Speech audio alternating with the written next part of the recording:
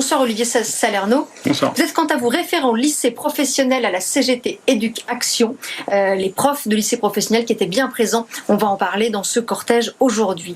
Et dans le cortège niçois, plusieurs dizaines d'enseignants de lycée professionnel. Au-delà de la seule question des retraites, ils dénoncent la réforme du lycée professionnel, réforme qui prévoit de supprimer certaines filières et de faire passer plus de temps en entreprise aux lycéens. Parole de prof compilée par Manon Aversa. Dès qu'on accepte de donner la formation aux entreprises, on n'accepte pas de former les élèves en fait. On accepte de mettre les enfants en entreprise. Le ministre lui-même a procédé à une rémunération des stages en reconnaissant lui-même que tout travail méritait salaire. Donc c'est bien la preuve qu'on met les enfants au travail et non pas en apprentissage. Pourquoi ont-ils rejoint le cortège contre la réforme des retraites? Est-ce que c'était pas tout mélangé finalement? Non, c'est pas tout mélangé. C'est Macron n'est pas passé à autre chose. Quand il a eu son interview télévisée, qui nous a dit que maintenant il voulait s'attaquer à une réforme du lycée professionnel. Il n'est pas passé à autre chose parce qu'avec cette réforme-là, il va mettre au travail de façon précoce des lycéens et des lycéennes à partir de 15 ans, 16 ans, 17 ans. C'est l'âge qu'on a quand on est en bac pro. Ce sont des lycéens qui, on est d'accord, passent déjà un certain temps en entreprise, en stage, et ils passeront davantage de temps encore en entreprise. Davantage de temps en entreprise. Alors pourquoi c'est un problème? Parce qu'une entreprise ne forme pas un élève. Une entreprise montre la réalité du monde de l'entreprise. Pour être formé, il faut pouvoir hésiter, il faut pouvoir se rater, il faut pouvoir passer du temps sur une tâche.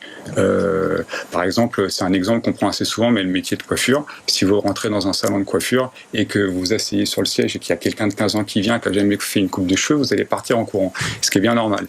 Et donc, nous, ce qu'on fait, c'est que les lycéens et les lycéennes, on les forme à rater sur des mannequins, pour cet exemple précis, ou sur d'autres choses, en menuiserie, on peut rater un meuble, tout ça. L'entreprise n'a pas le temps. Derrière, il y a un débat ancien, c'est mieux adapter les formations professionnelles aux besoins du marché du travail. C'est aussi important que les jeunes derrière trouvent du travail. C'est important qu'ils trouvent du travail. Et pour qu'ils trouvent du travail, il faut qu'ils soient formés, il faut qu'ils connaissent le geste, il faut qu'ils aient une culture générale. Et là, depuis des années, on nous a retiré une année entière avec la réforme du bac pro 3 ans. On est passé de 4 ans à 3 ans. On nous retire la moitié des enseignements généraux. Ils n'ont plus accès à la culture comme ils pouvaient l'avoir avant. Et l'année prochaine, on a des stages qui augmentent et on demande aux entreprises de former les lycéens et les lycéennes. C'est pas leur boulot c'est de montrer la réalité de l'entreprise. Il y a aussi des filières qui vont disparaître, celles pour lesquelles on a jugé qu'il n'y avait pas assez de débouchés. On est concerné ici, dans le Sud?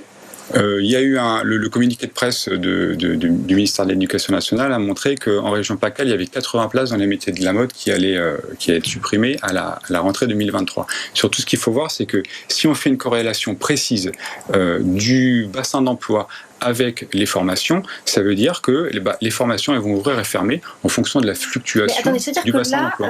Avec cette réforme, à la rentrée prochaine, il n'y a que 80 places finalement qui sont supprimées sur toute la région. Ça paraît on n'est pas dans l'académie la plus touchée. Les académies les plus touchées pour l'instant à la rentrée 2023, c'est dans le Nord-Pas-de-Calais, en Île-de-France, c'est dans d'autres académies. Mais ça ne veut pas dire qu'en 2024 et en 2025, la région PACA ne sera pas touchée. Bon, en tout cas, ça veut dire qu'on pourra plus se former en lycée professionnel au métier de la mode dans le sud de la France. Beaucoup moins qu'avant. Beaucoup moins qu'avant. Je rappelle que les métiers de la mode, c'est les métiers de la couture et tout ça. C'est ce dont on a.